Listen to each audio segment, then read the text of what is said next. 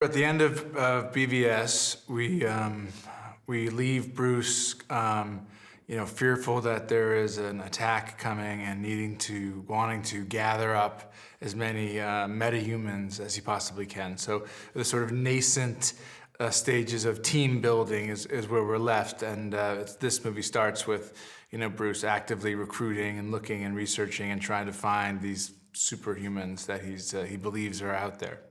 He doesn't he's not met with enthusiasm by everybody that he encounters. Some people are a little bit more reluctant to join up, be part of the team. Ezra, the Flash, signs right up, but Aquaman takes some convincing. Cyborg also takes some convincing from Wonder Woman.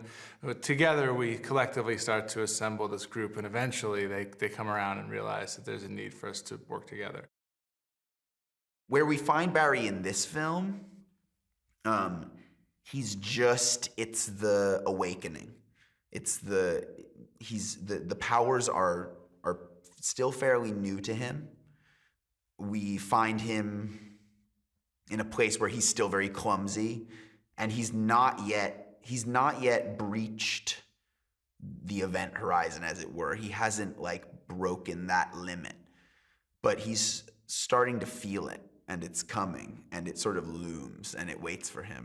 Barry Allen / The Flash is inherently interested in quantum mechanics because he's running into them. So yeah, he's an explorer. He's a voyager.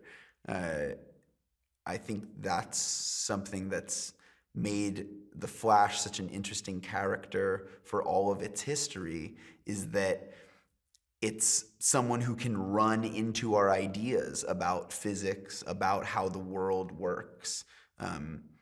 It's a character very much inspired by physics and by the works of these incredible people like Nikola Tesla and Albert Einstein, some of the people who I think Barry's really interested in, people who I'm really interested in, so it works out.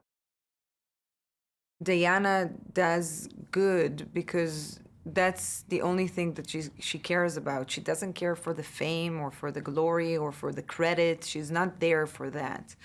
And I think that that's why she wasn't interested in getting too involved out there with press and with people and, being Wonder Woman. As far as she's concerned, she did everything that she could. She came to the rescue every time she was needed. She fought whenever she was needed.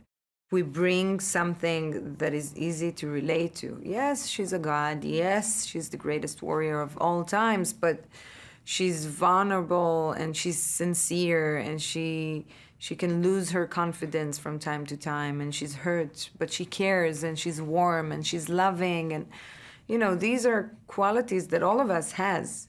So yes, for me, these qualities are what makes these movies more interesting. When we find him in Justice League, we actually find him in Iceland, and there's a tribe of people up there, and they're kind of on the outskirts of the world, and he helps them and brings them fish, and they kind of look up to him and they take care of him, and he doesn't want to be around a lot of people. He's very much the outsider and the lone wolf. From Ezra and Ben, obviously, has his own thing. Henry, Gal, we're all but on set, and when we're together, it's like a big family, and there's not any problems. We didn't have one problem. No egos, no drama, and when you're in your costumes and it's hot or it's cold or it's, you're just in hell together. So there's these great comedic moments. It's super action adventure. We're all over the place.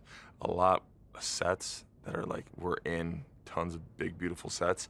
And then it's a whole world that you've just never seen before. Cyborg, AKA Victor Stone, is a college athlete, and a tragic accident befalls him, by no fault of his own. And his father, in order to save his life, he uses advanced cybernetics, to replace his lost limbs and essentially save his son's life. The technology that he uses in this film is apocalyptic tech. It's nothing that this world has ever seen. So it imbues him with super strength, super durability. He can fly. He can interface with anything technological. He can patch into your cell phone. He can know your whole history. He has worlds of information at his disposal, not just from our galaxy, from other galaxies and universes, which is pretty cool. The cast is probably the funniest group of people you could probably get together in one room. I think everybody brings something very unique to the group, and just watching all the different personalities come together, it kind of feels like what the actual Justice League would feel like. It's hard for me to imagine it any other way now. The props, I pick up and touch anything that's not nailed down. I'm picking up all the batarangs, all the devices that he has. Anything that's not nailed to the floor, I'm always touching it, picking it up, seeing what the deal is, because everything is so detailed. Even in Star Labs, all the paperwork that you see sitting on the desks, somebody's gone through and written very specific things on those papers. It's crazy the amount of detail that they put into these things. Cyborg's role is access for the Justice League. He allows them information. He allots them information that they couldn't possibly know on their own. He's also able to repair technology, essentially with a thought. He's able to manipulate this technology and force it to repair, self-repair. He's able to solve the most complex problems that they couldn't solve on their own.